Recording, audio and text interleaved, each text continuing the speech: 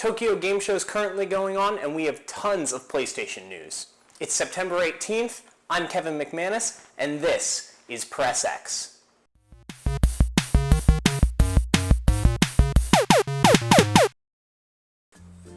So much has happened in this past week, mainly due to the Tokyo Game Show and Sony's pre-conference that they had right before it kicked off. With that said, and so much news, I'm going to kind of pick and choose the stories that stood out to me the most, because there was definitely a ton. And I'm going to be honest with you guys, I think that this conference was Sony's best, except maybe E3, but I do think it rivaled it personally because I'm such a big JRPG fan. So let's jump right into it. They kicked it off with Bloodborne: The Old Hunters. So this is going to be the first major expansion for Bloodborne. New bosses, new weapons, new areas, everything. The reason this is so exciting is because not only is it coming as a $20 download, they're also releasing a special edition bundle of Bloodborne in December that'll contain the original game and the expansion that I'm very much looking to pick up. Bloodborne was pretty much a runaway success on PlayStation 4, so it's not a big surprise that they have an expansion for us to play. So look for the expansion in November and that bundle in December. Ubisoft came out on stage and showed off more For Honor. They showed off the samurai type class, the Oni. This game looks very interesting. It's a tactical sword slashing combat game where you'll die in one hit if you're not well prepared. I love the concept. It seems pretty unique, sort of Bushido Blade type gameplay, but it seems very unique for current times at least, and I'm interested in learning more. I really think this is a game, much like Destiny did back in the day, that would benefit from an open beta. Just let everybody try the game and maybe you'll get some people's attention and it'll pick up popularity. Uncharted Nathan Drake Collection got another trailer, which isn't very exciting or surprising, but the big news from this trailer is that it dated the multiplayer beta. So if you're a fan of the Uncharted series and the team behind Resident Evil came on stage and announced that they were having an anniversary and they wanted to celebrate it with something special, and then they announced a spin-off game that nobody wants. It is Resident Evil Umbrella Corporation, and I gotta say, they announced this competitive shooter game for Resident Evil, and I was just like, this is so silly. But then when they showed gameplay, it caught my attention. Not enough for me to be super interested in it, but it did catch my attention. It looked like Dead Space meets a competitive shooter. They were climbing with a hook, and it had this like third-person, pretty creepy atmosphere. So there's definitely hints of Resident Evil in there, but Resident Evil just hasn't been the same franchise since the 4th installment. Assassin's Creed Syndicate is getting Jack the Ripper DLC. Now this seems obvious, it takes place in Victorian England, and whenever anything takes place there, people want something to do with Jack the Ripper.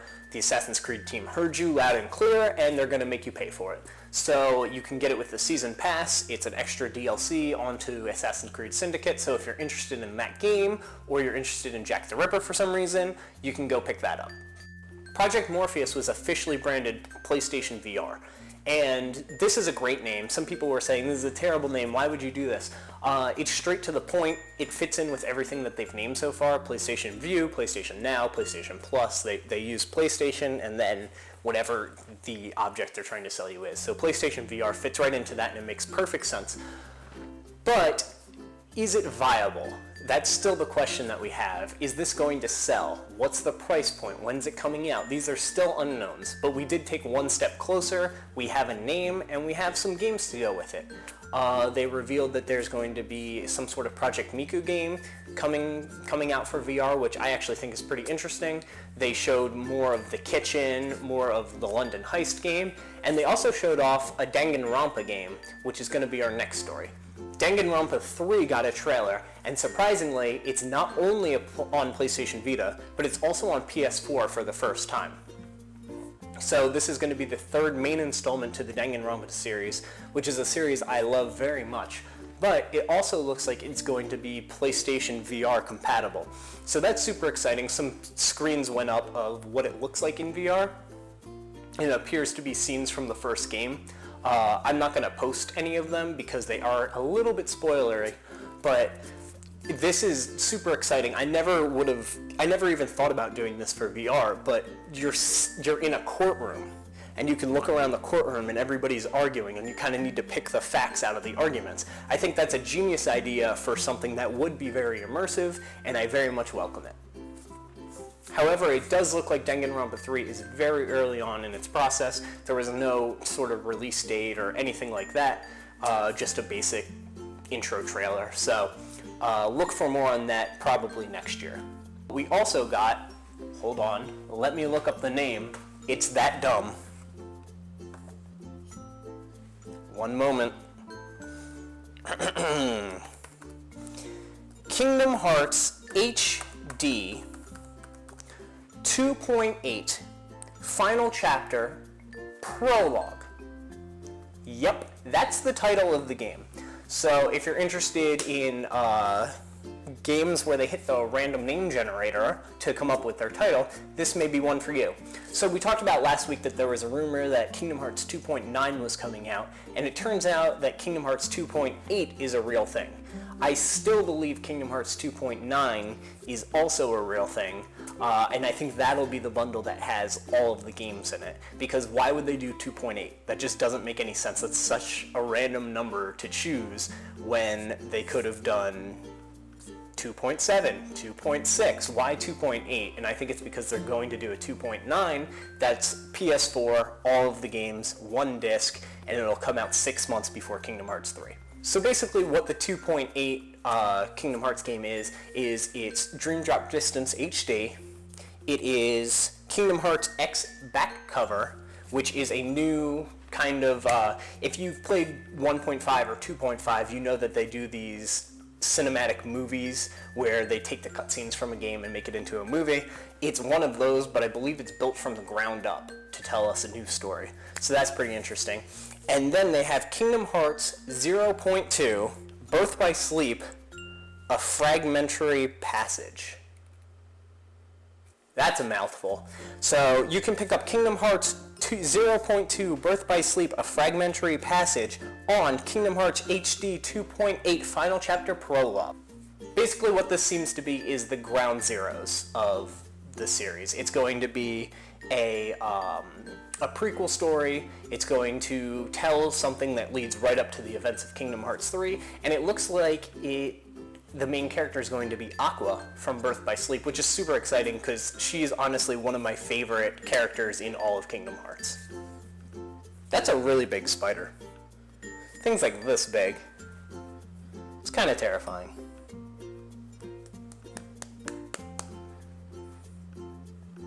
Don't go anywhere. I need to kill you later. And in the saddest news that came out of TGS so far, Persona 5 got a new trailer. It was super exciting.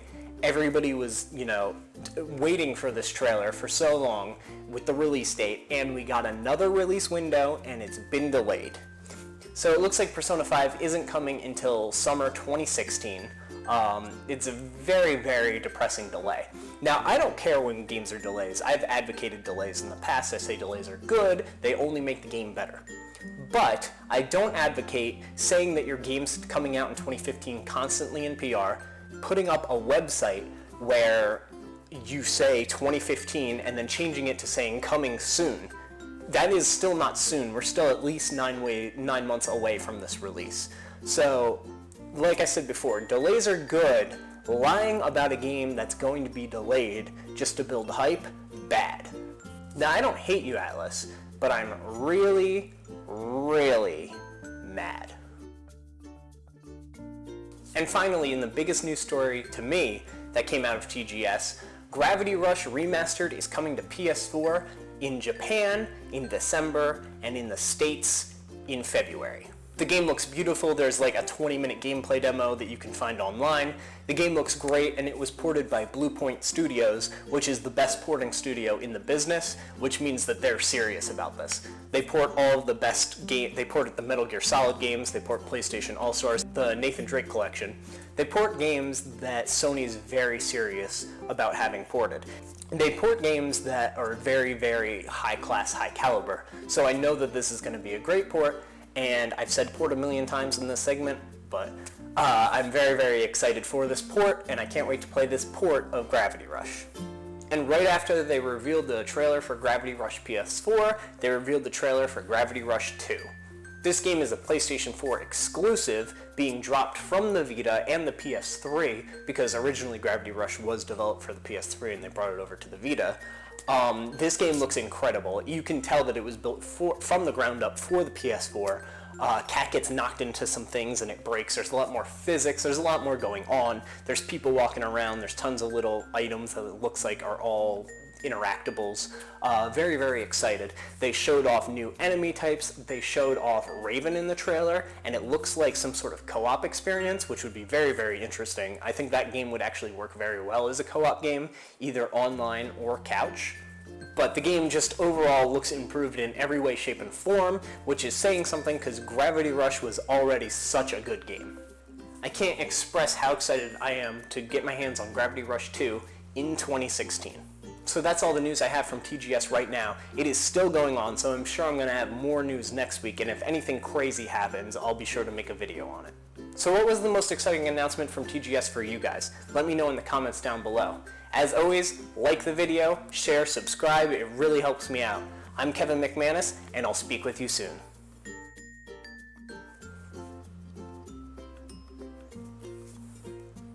It's fucking Spider-Man. It's on the move. Stay. Stay. It's such a big spider.